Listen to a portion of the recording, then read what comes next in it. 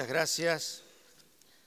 A mí me toca hacer algunos análisis no muy positivos de nuestras realidades y después voy a terminar con propuestas, porque creo que es lo que vale la pena, si no nos quedamos nada más que en los análisis y más o menos los conocemos todos sin perjuicio, que es bueno que los refresquemos, ¿no?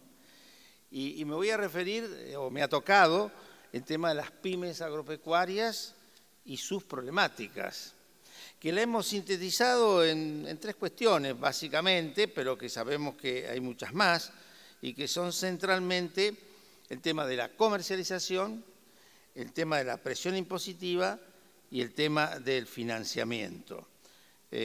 Casi nada, o sea, cosas realmente muy complejas y muy difíciles.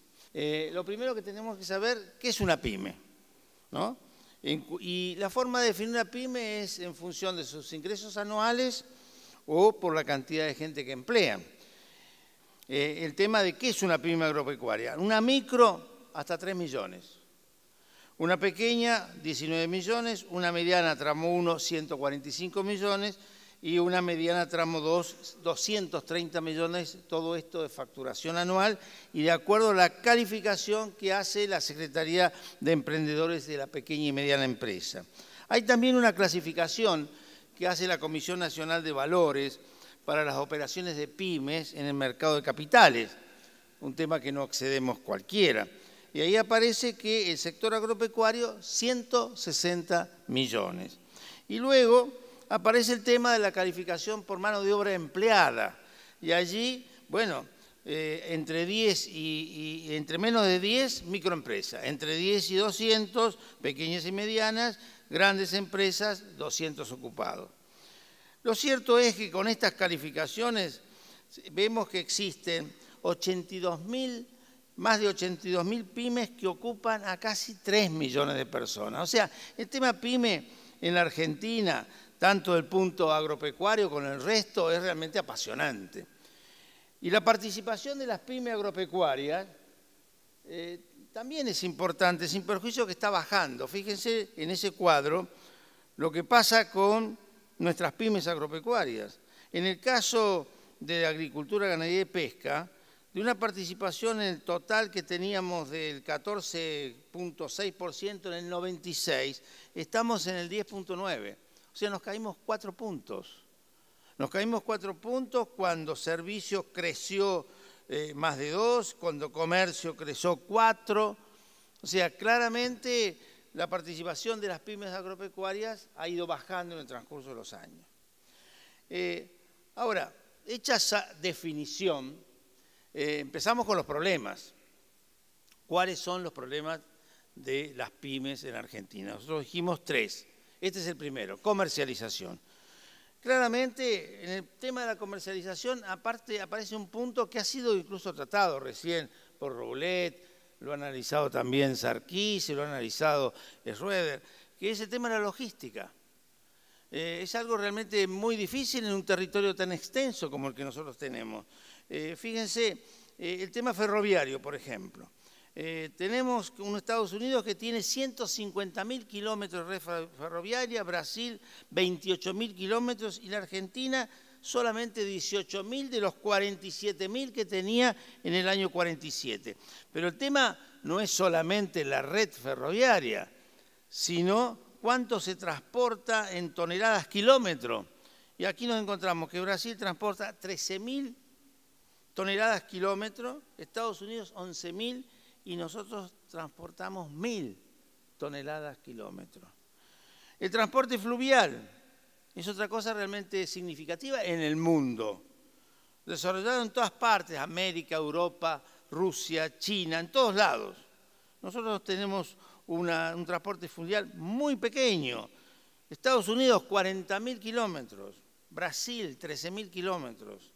Argentina, 800 kilómetros. Entonces, ¿qué aparece? La problemática del costo flete. ¿Por qué? Porque nosotros usamos el transporte a través del sistema automotriz. Entonces vemos que el 93.1% de las cargas son transportadas por camión, mientras que solo el 5.4% por tren y el 1.5% por vía fluvial. ¿Y qué pasa con esto? Y que el costo de camión es de dólares 0,07 por tonelada, el del tren 0,04 y el de barcaza 0,01. Esto nos quita competitividad absolutamente. Es más caro, hay un pequeño recuadro, es más caro mandar de Salta a Puerto que de Puerto a Rotterdam. Esto es una cosa que se sabe, pero entonces, ¿cómo hacemos para competir con el mundo? Y el tema, por ejemplo, del transporte de grano desde una provincia como Córdoba, la provincia de Roblet, al puerto de Rosario. Fíjese cómo ha ido aumentando. En junio del 2012, 258 pesos por tonelada. Y en febrero del 2017, 572 pesos por tonelada. Estos son datos, todos los datos que yo he ido sacando son de distintos organismos. Este es de la Federación Argentina de Entidades Empresarias de Autotransporte de Cargas. Entonces, aparece el impacto por cultivo. Ahí está en ese análisis lo que sucede. Los costos, el 28% en soja, el 40% en sorgo, el 28% en trigo. Esto se hace evidentemente muy difícil y es uno de los problemas realmente serios que tienen nuestras pymes y en general todos nuestros productores. Lo que pasa es que los productores grandes lo analizan de otra manera. Ahora aparece otro costo dentro de la temática de la comercialización, que es el de la intermediación.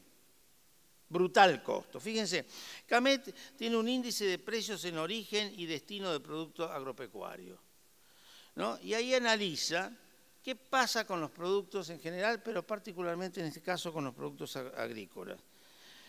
Un producto agrícola sufre 5.95 veces con relación al productor y al consumo. O sea, entre el productor y el consumo hay casi 6 veces de incremento en el precio del producto.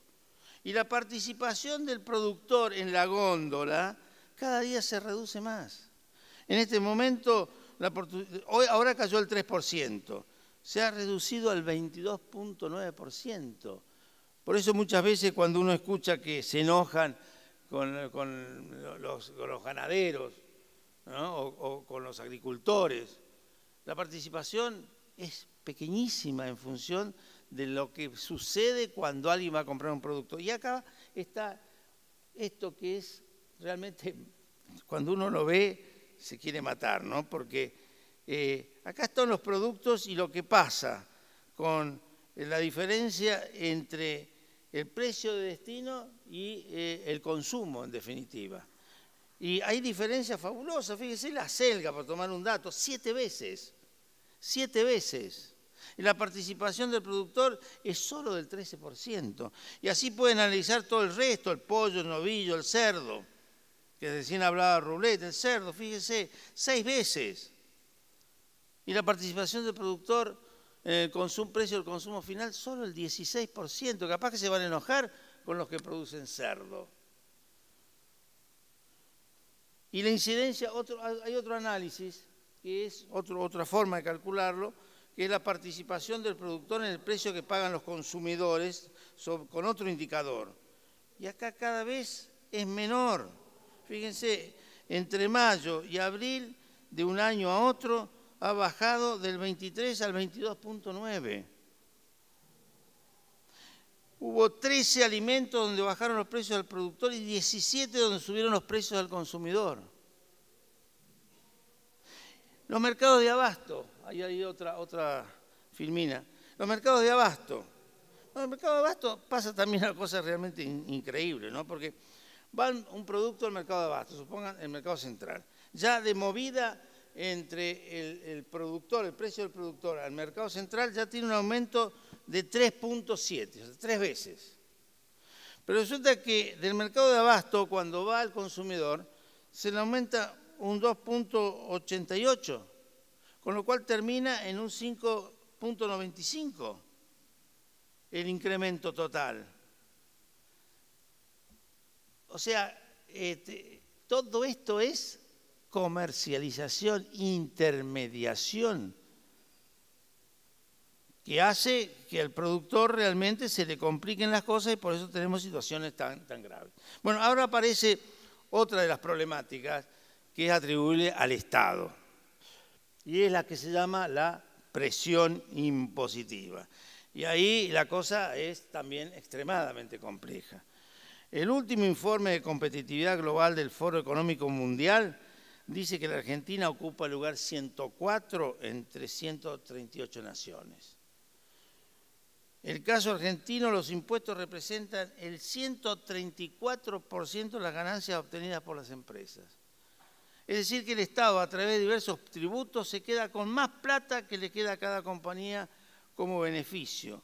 Se queda con el 60% de las ganancias de los impuestos. Y ahí aparece, en otra filmina, aparece el peso de los impuestos discriminados. Estamos en el 34% con relación al PBI. Es récord, pero no solamente es récord, sino hagamos los análisis comparativos. ¿Qué pasa con Argentina? ¿Qué pasa desde el punto de vista global? ¿Y qué pasa con América Latina, que es nuestro lugar de referencia y un mercado cercano al nuestro? Bueno, en ganancias, la Argentina tiene el 35, el global es el 23 y América Latina el 27. En el IVA, la Argentina tiene el 21, el global es el 15 y América Latina tiene el 12.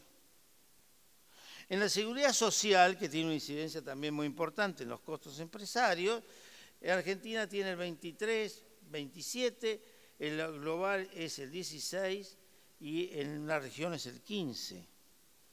O sea, esto es muy difícil. La presión impositiva en los países que están también trabajando con cuestiones alimentarias. Nosotros tenemos el 32, China tiene el 28, Tailandia tiene el 22, Malasia tiene el 21, Indonesia tiene el 14. Bueno, acá hay una tabla vinculada con el tema de inversión que también afecta. La tasa de inversión en Argentina es muy baja, el 17-18 del PBI, y los principales exportadores de alimentos, hoy su tasa de inversión está en el 25 y el 35%.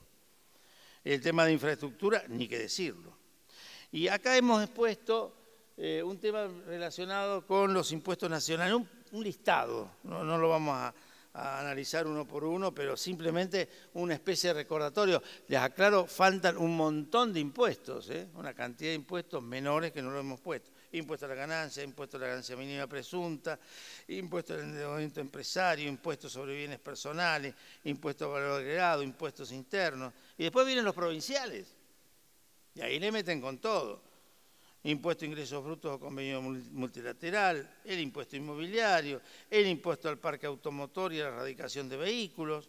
Y después aparecen las tasas municipales. Yo no sé si alguno de ustedes está en la provincia de Buenos Aires, yo soy productor agropecuario de la provincia de Buenos Aires, agárrense con las tasas municipales por el famoso tasa de mantenimiento de la red vial, inexistente, absolutamente inexistente. Tasa de higiene, tasa de conservación de la red vial, tasa de alumbrado, barrio, limpieza, y nos estamos olvidando de todo el tema de las guías. Cada vez que uno saca un producto del campo tiene que pagar guías, derechos municipales, etcétera, etcétera. En definitiva, este es otro punto que después lo vamos a analizar en las propuestas. Aparece ahora el último tema de los problemas, y después vamos a pasar a las propuestas, que es el financiamiento de las pymes. Y acá algo se ha estado hablando, ¿no? Las pymes tienen un problema, no son sujetos de crédito. Cuando salió la ley PYME en el Congreso, yo me felicité, yo soy diputado nacional, mandato cumplido. Me felicité y me hubiera gustado haber estado yo para poder votar. Acá tengo 2 diputadas nacionales que nos están escuchando. Me hubiera gustado levantar la mano. Pero lo cierto es que esto es para aquellas que son sujetos de crédito. Y no todas son sujetos de crédito. Yo diría la inmensa mayoría de las pymes no son sujetos de crédito, por una cantidad de exigencias y por una cantidad de realidades. Y cuando lo son, el financiamiento es a corto plazo, 6 meses, 1 año, 2 años, en el mejor de los casos. Las tasas son altísimas, las garantías que se solicitan son muy difíciles de obtener. los balances y la documentación que hay que tener es extremadamente compleja. Y cuando se lo dan los montos, en realidad a las necesidades o al capital en juego desde el punto de vista del sector agropecuario son bajísimos. Entonces, hay evidentemente un acceso desparejo al crédito. Fíjense, en este de acá, sí, tenemos que las grandes empresas, 11.400 empresas, reciben el 54% de los fondos bancarios. Estos son datos de IERAL, la Fundación Mediterránea. El 28% pidió un crédito. El 24% se financió con proveedores. Y el 21% con los cheques diferidos, que es la gran cuestión. Todo el mundo va y pelea para poder descontar cheques. O sea, uno vende Hacienda a 60 días, 90 días y corre al banco a que le reconozcan el cheque para poder solucionar los problemas puntuales y el banco se le come un porcentaje muy alto en concepto de intereses. Y ese no es un financiamiento, es una cosa muy, muy pequeña. Bueno, a todo eso que yo he dicho, bueno, tengo que decir también que empiezan a aparecer cosas interesantes, ¿no? Los primeros brotes verdes en la materia PYME, ¿no? Y bueno, digamos, la primera es la ley PYME, pero con estas características que le he mencionado. La ley PYME, ¿para quién? Para los que son sujetos de crédito, para los que están inscriptos, para los que tienen los papelitos. Mire, yo de acuerdo a estos montos soy casi una micro, ¿no? Pero tengo unas carpetas así de grandes cada vez que tengo que ir al banco y siempre le falta algo más. Y no me vaya a pasar en la confección del balance, en la presentación del balance, porque se me acaban todas las pocas cosas que me quieren dar. Entonces, con la ley PYME, ¿qué se logró? El pago de IVA a 90 días, la eliminación de impuestos a la ganancia mínima presunta, que hacían referencia, el descuento de ganancia de impuestos al cheque, y bueno, y algunas otras cosas más. Aparece la ley de primer empleo, interesantísimo, porque hace al trabajo. Aparece el régimen de participación público-privada, realmente que todavía no ha aparecido en las cosas concretas, pero es un hecho muy moderno, muy lógico y que yo creo que puede funcionar muy bien. La ley de emprendedores, con las sociedades por acciones simplificadas o las sociedades unipersonales, realmente muy interesante. Esto es de muy poca época porque se ha logrado en el Congreso hace muy poco tiempo y consecuentemente reglamentación y puesta en funcionamiento, pero creo que va a ser muy positivo. Y la sociedad de beneficio de interés colectivo, una figura jurídica que no solo tiene en cuenta el beneficio económico, sino también el beneficio e impacto social y ambiental. Interesantísima. Vuelvo a insistir, cosas para el futuro que vamos a tener que tener presente. Bueno, y ahora las propuestas, porque si no, vuelvo a decir, nos quedamos en la enumeración de hechos y nada más. Bueno, yo tengo algunas propuestas. Yo creo que lo primero que hay que hacer es desarrollar la infraestructura, fuertemente, dotar con eficiencia nuestro sistema de transporte de carga, hay que fomentar el transporte fluvial y ferroviario, mejorando la interconexión con los distintos sistemas. Es central en todos los países. Yo recuerdo hace muchos años atrás, yo era ministro de la Producción en la provincia de Buenos Aires, he recorrido el mundo y veía los sistemas intermodales.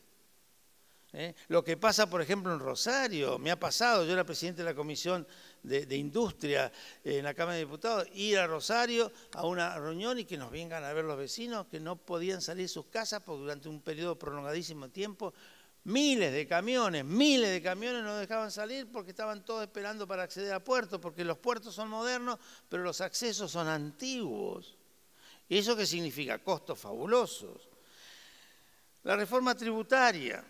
Bueno, la reforma tributaria hace al peso del Estado, a la realidad del Estado. Si tenemos un Estado que es una cosa gigantesca, hay que darle de comer. Y el Estado debe cumplir una función primordial.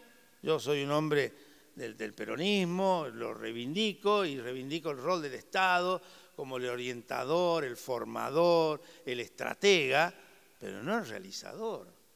Y menos realizando cosas indebidas o utilizando su poder y su fuerza para beneficios de tipo electorales y que no significan cosas profundas para nadie. Entonces acá hay que resolver esta cuestión, porque hasta que no resolvamos el tamaño del Estado, no podemos decir que le vamos a dar de comer menos. Y la forma de comer del Estado es a través de los impuestos, no tiene otra manera. Hay que reducir la cadena de intermediación entre productores y consumidores. Mira, si hay algo que uno debe insistir con este gobierno y pedirle que lo hagan con toda fuerza y con todo vigor, es el tema de la problemática de la intermediación en la cuestión alimentaria. Cuando uno observa que ha habido inflación del 38% el año pasado, pero que en el tema alimentario ha sido de más del 60%, por ahí pasa la cosa. Y cuando uno ve que un producto alimentario del productor al consumidor se multiplica 7 veces, 8 veces, 9 veces, bueno, aquí el Estado no puede estar ausente. Aquí el Estado tiene que buscar la forma, la manera, la circunstancia para resolver este problema. En el tema financiero hay varias cosas que se pueden hacer. Desde el punto de vista tradicional, que yo ahora voy a mencionar, pero hay alguna cosa desde el punto de vista original. Nosotros propiciamos y planteamos la creación de un fondo de desarrollo productivo. Lo hicimos en la provincia de Buenos Aires cuando yo era ministro y funcionó. Yo lo presenté 2 veces siendo diputado, una vez en mi primer mandato, otra vez en mi segundo mandato. En el primer mandato logré la sanción en la Cámara de Diputados por unanimidad, los senadores lo durmieron y en el segundo mandato ni siquiera lo pude lograr en diputados. Pero es la creación de un fondo de desarrollo productivo no bancario fijado por el Estado con fondos presupuestarios afectado no a financiar el patrimonio, sino el proyecto. Esto existe en el mundo, no lo vengo a descubrir yo. Ahora, si nosotros nos vamos a manejar desde el punto de vista financiero, con la manera como trabaja el Banco Central, con sus exigencias, Basilea, va a haber muy pocos sujetos de crédito.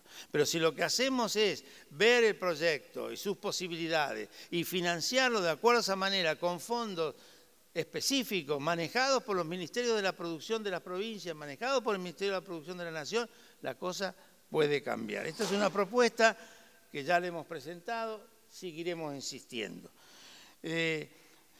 Después hay muchas otras cosas, ¿no? La actualización anual de la escala PYME, los requisitos simplificados para las empresas PYME, reforzar el subsidio de tasa. Recién Raúl lo dijo.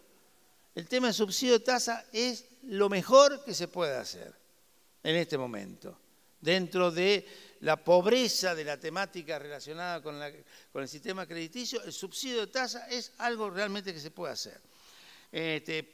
Fortalecer programas como FONAPYME o los créditos del BICE, negociar con el Banco Mundial y con el BID créditos rápidos, pero eliminar la burocracia.